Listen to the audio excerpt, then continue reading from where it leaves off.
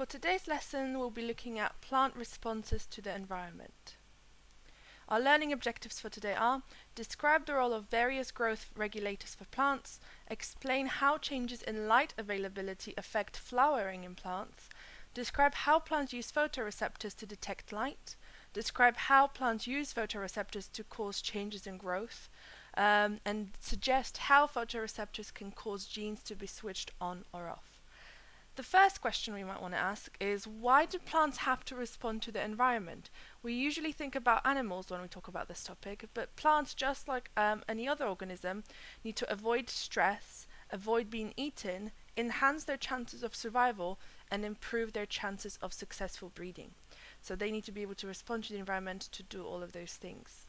Now, one of the ways they do this is by showing tropism.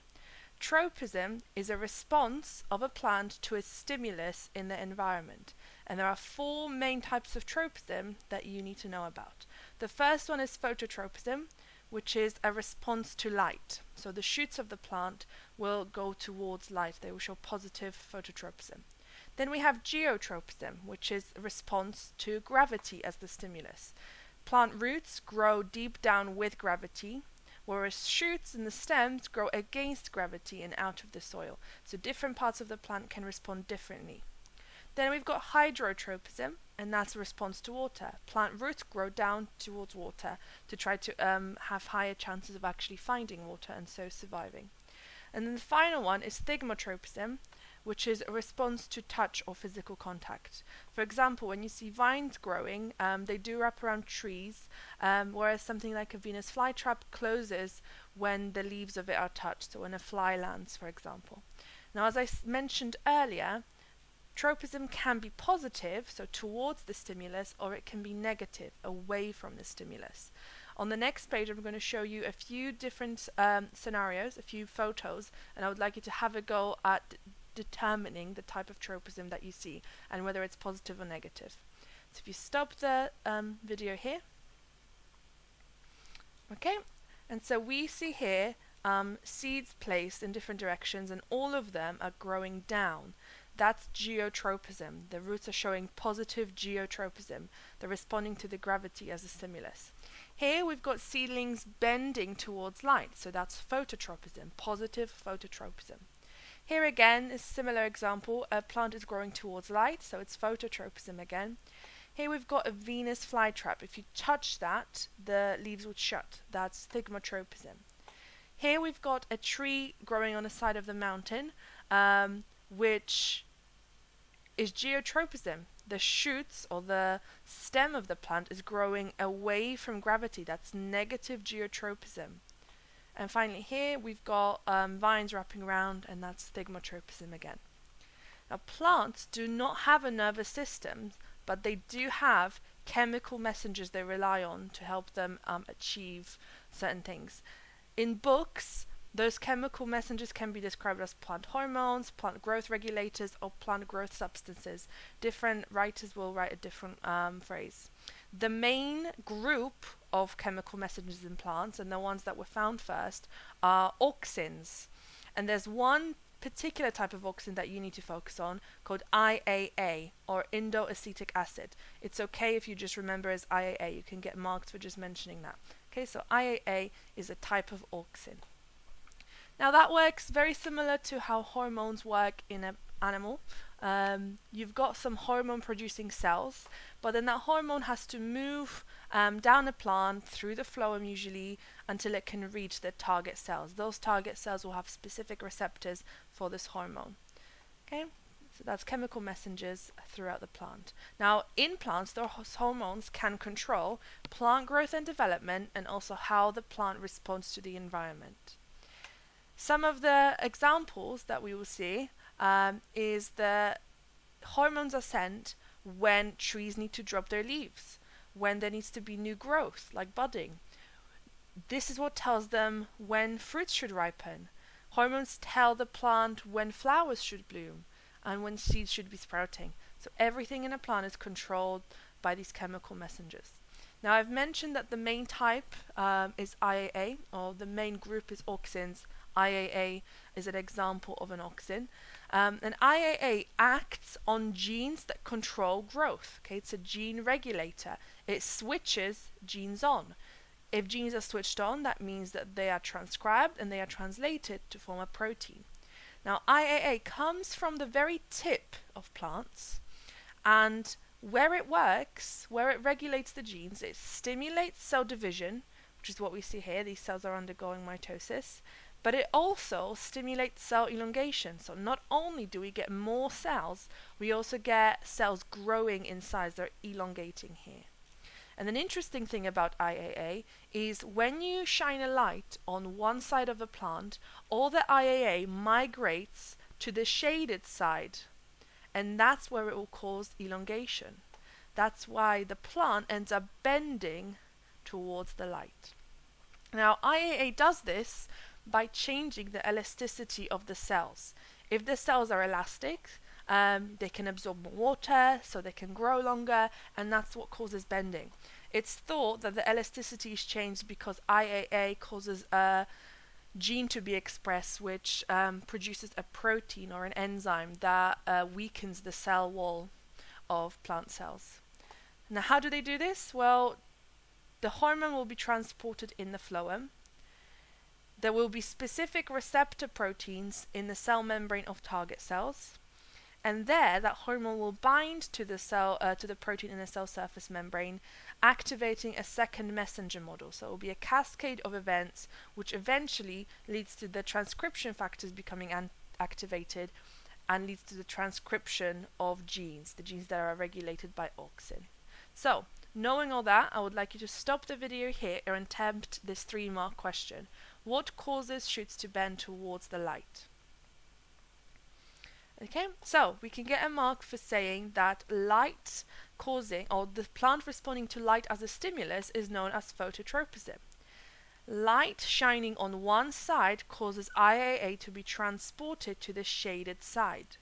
There, it causes elongation of cells and cell division. Elongation is preferred in many exam questions. The shaded side elongates faster than the lit side, which is what causes the bending.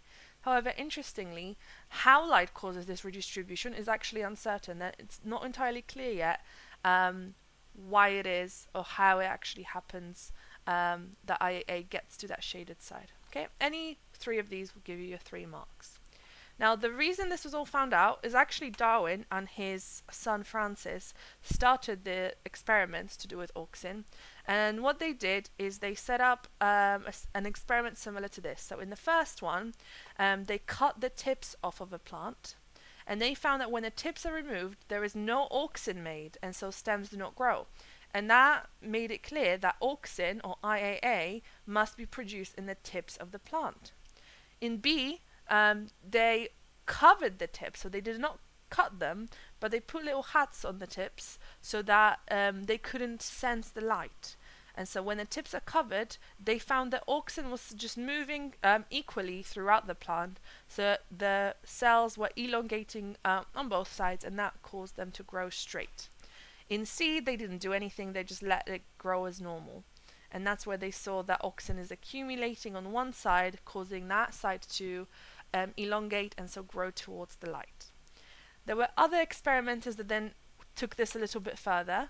So what I would like you to do is stop the video here and try to see what you think experiment C shows and what experiment D shows. Okay, so in this one, what they've done is they've removed the tip of a plant and placed it on an agar block. They then place that agar block on the plant, and so what happens? And here you can see that because just placing the agar block that has had a tip on it still causes the bending, and that shows you that there must be some sort of chemical produced that actually causes the bending. Now, we now know this is IAA, but back then they did not know what this was.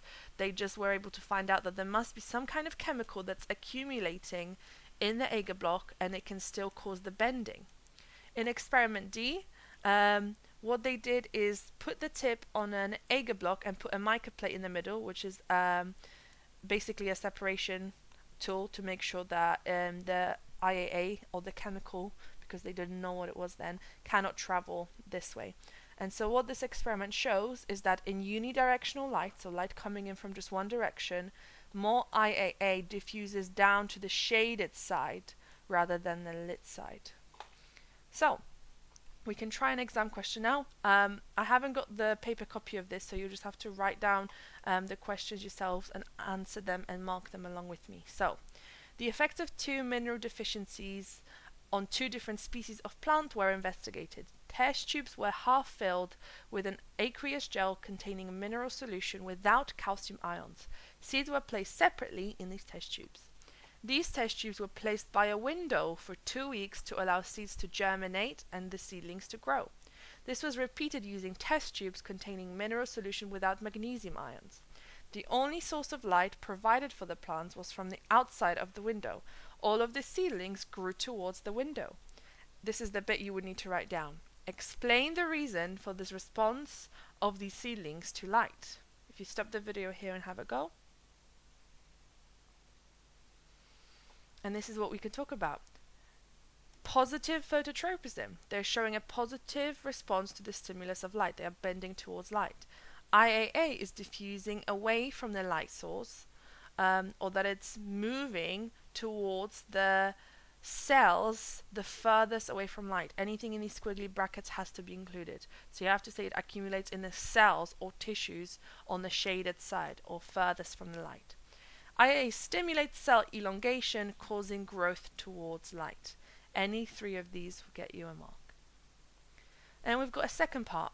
The graph shows the effect of different concentrations of an auxin on the growth of shoots and buds. Buds grow into side shoots. First 2 marks is what is auxin. Second, describe the effect of different concentrations of auxin on the growth of shoots. So always want to highlight the one that we're worrying about. So in this case, that's the line we're worrying about, and we've got the different concentrations of auxin given in standard form. So remember that this will mean higher concentration, this will mean lower concentration. Have a go at these now. Okay, so auxin is a plant growth regulator that activates growth genes in a plant. Those are the 2 marks. Now if we have a look at this graph, we were asked about the effect of different concentrations of auxin. Now we can see here that auxin starts working at this concentration here. Up about here it has a positive effect on growth, an increasing positive effect on growth up to about here, and then it's a decreasing effect but still positive. We're still in the positive percentages up until here, and here it starts becoming negative, so it's actually decreasing growth at really high concentration. And all we have to do is just put that into words. So there is no effect of auxin below the concentrations of this, 10 to the power of minus 9. There is a positive effect overall from 10 to the power of minus 9 to 10 to the power of minus 4. That's this entire line. That's all positive because it's above the 0 line. There's an increased positive effect till about 10 to the power of minus 6, and a decreasing positive effect from that till 10 to the power of minus 4. After that point, it's a negative effect altogether. Okay, just describing a graph there. Now, another way that plants respond to their environment is by using light as an environmental cue. And to be able to do that, plants have something called photoreceptors. Just like we have photoreceptors in our eyes, plants have their own photoreceptors, except that they are called phytochromes. Chromes tends to do with color. Phyto is a prefix that tends to do with plants. Those are molecules that absorb light. They're found in roots, seeds, stems, and leaves, and they use light as an environmental cue. It's quite important, this word, environmental cue, because without it, a lot of these responses that plants have would not be happening. So, we have 2 main phytochromes that you need to know about. The first one, and they've got quite funny names, is P red, phytochrome red. It absorbs red light, and it absorbs it at the wavelength of 660 nanometers. The other type is phytochrome far red. It absorbs far red light, and that's light at a higher wavelength, 730 nanometers. Now, an interesting thing that happens is when you shine light at a plant, the red light causes phytochrome red to become phytochrome far red. And this is the type of phytochrome that is important for the developmental processes of plants. If you shine far red light at a plant, it converts phytochrome far red into phytochrome red again. And I'll show you a graph here. This shows you the absorption spectra of the two forms of phytochrome. So we've got the phytochrome red absorbing red light to become phytochrome far red, and this is phytochrome far red absorbing far red light to turn back into phytochrome red. Now, as you can see, there is more red light than there is far red light, and that's quite important because it means that in the daylight, normal sunlight, you do get a conversion of phytochrome red into phytochrome far red, and you do also get conversion of phytochrome far red into phytochrome red, but because daylight contains more red light than it does far red light, generally you do get more of this reaction happening. So you end up getting more phytochrome far red just because there is more red light in sunlight. Interestingly, when it's nighttime, phytochrome far red ends up slowly converting back into phytochrome red as well. Okay, so overall, although in the daytime you get more phytochrome far red because there's just more red light, in the dark, phytochrome far red slowly converts back into phytochrome red. Now I'd like you to have a go at answering these questions just to make sure that you understand what's happening. So if you stop the video here. The first question is, which phytochrome would be more abundant after a flash of red light? So you have to think back to that diagram that you had. You had phytochrome red on the left, phytochrome far red on the right, and you have to remember which light was the one on the top, that one that converts red to far red, and that was red light. If you remember this diagram here, red light converts phytochrome red to phytochrome far red. So that's our first answer. That's the phytochrome that would be more abundant. The opposite of that, which phytochrome would be more abundant after a flash of far red light? And that would be the opposite reaction. So far red becoming phytochrome red. Red light stimulates germination of lettuce and far red light inhibits it. Which isomer of the phytochrome, phytochrome red or phytochrome far red, needs to be present to stimulate germination? Now we know that phytochrome far red is the one that you need for developmental processes, and if you're giving the plant red light, you're going to get more of that phytochrome far red, and that's what we're looking for here. And finally, describe the mechanism that prevents lettuce seedlings from germinating in the dark. Where in the dark there is no red light. If you don't have red light, you can't make phytochrome far red. If there's no phytochrome far red, you do not have germination. Those development processes are not happening. On top of that, if it's dark, any existing phytochrome far red is being converted back to phytochrome red anyway, which inhibits germination. So let's have a look at the germination again. Here is a little diagram that summarizes this thing again. So phytochrome red, if you give it red light, becomes phytochrome far red, and so the development processes of the plant can happen. But there is some conversion happening the other way around as well, because there is some far red light in the visible light spectrum. So you do get some phytochrome red as well. It's just that we tend to have more red light in sunlight, and so we always have more of this. So when lettuce seeds are exposed to red light in the sunlight, the phytochrome red quickly converts into phytochrome far red. That stimulates germination. If seeds are exposed to far red light, the phytochrome far red is converted back into phytochrome red, and so germination is inhibited. Another response of plants is greening. Greening is the overall name we use for changes that plants undergo once they break through the soil. So once the seed actually emerges, the growth of the stem, the uncurling of the leaves, them becoming greener, that's all called greening. Phytochromes cause all of this again, so the development of leaves, the production of pigment, that's all done by these two phytochromes. And the way that it works is a cascade of events, the secondary messenger model. So we have the phytochromes here, so a light activating a phytochrome, which causes a change in form, so phytochrome red becoming phytochrome far red, that causes a change in shape. This change in shape of the phytochrome activates the proteins in the pathway, okay, so they're all acting on one another, causing changes of shapes, and eventually that activates transcription factors inside of the cell.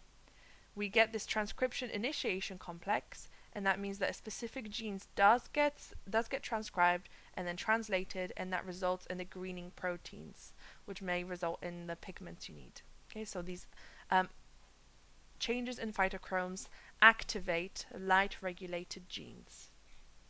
Another thing that gets affected is flowering.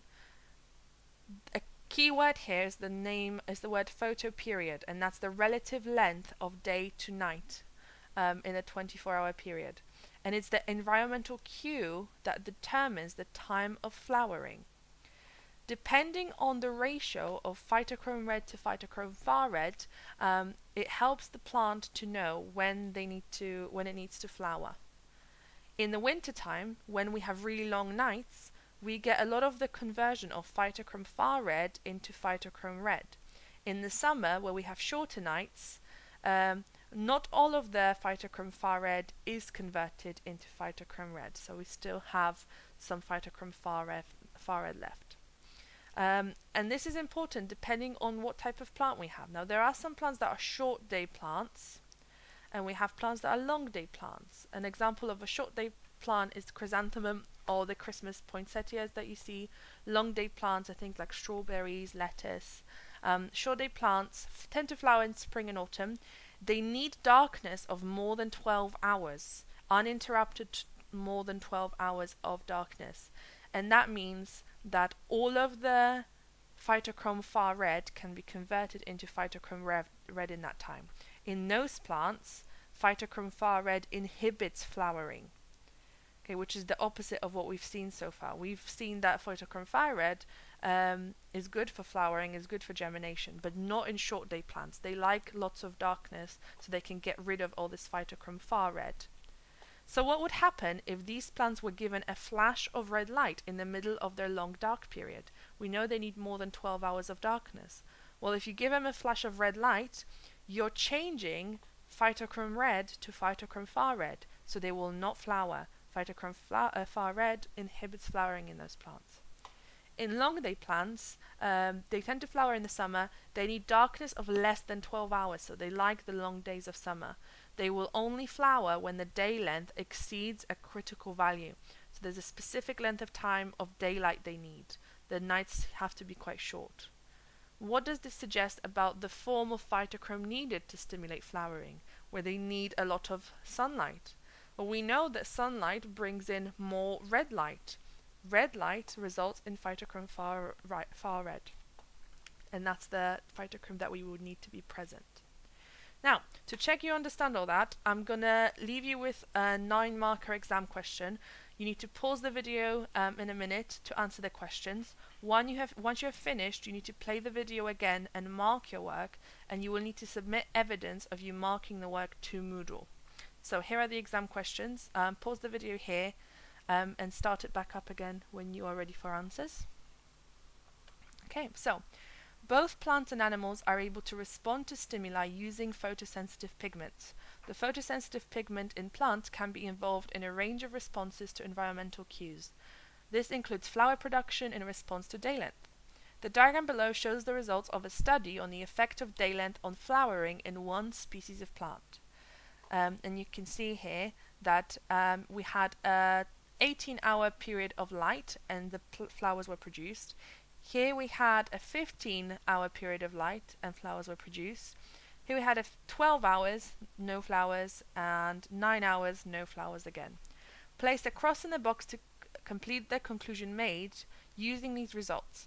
The critical amount of daylight needed for the production of flowers is, and it's B, it's between 12 and 15 hours. You might be tempted to say it must be between 15 and 18 because you see that it flowers when it has 18, you see that it flowers when it has 15, but we didn't really get to see enough intervals. So although yes, it flowers here, we don't know when it starts. The flowering must start some point between 12 and 15. We just don't know the exact hour. The photosensitive pigment involved in making this plant species to produce flowers is likely to be phytochrome. IAA is a plant hormone, chlorophyll is a pigment involved in photosynthesis, FAD is involved in respiration, phytochrome is the only photosensitive pigment involved in flowering. Suggest how plants were grown to ensure the study was valid. You have to remember what the word valid means here, and it's are you sure that there's only what you're investigating is the only thing affecting your results. So your IV is the only thing affecting your DV. We were looking at the effect of day length on flowering. That means everything else to do with growing the plant has to be kept the same. So if you have said the volume of water, the mineral ion concentration, or even a named one like magnesium or potassium, light intensity, wavelength of light, CO2 concentration, temperature, pH, soil type, any two of those would get you a mark. Suggest how this study could be changed to produce a more accurate conclusion. And we've kind of already mentioned that. We were given 3-hour intervals. We would prefer to have 1-hour intervals so that we could find out exactly how many hours are needed as the critical period. For some plant species, day length is not an environmental cue for the production of flowers. Suggest one other environmental cue other than day length that could stimulate plants to produce flowers. And if you said any of these, so temperature, water availability, the wavelength of light, the intensity of light, or any edaphic factor, so like soil pH, soil water content, anything to do with soil there. Final question.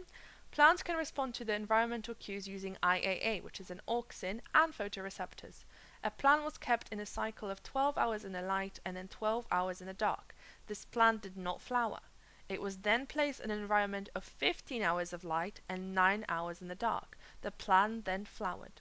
Explain how this change in light conditions stimulated the plant to flower. And here is the answer.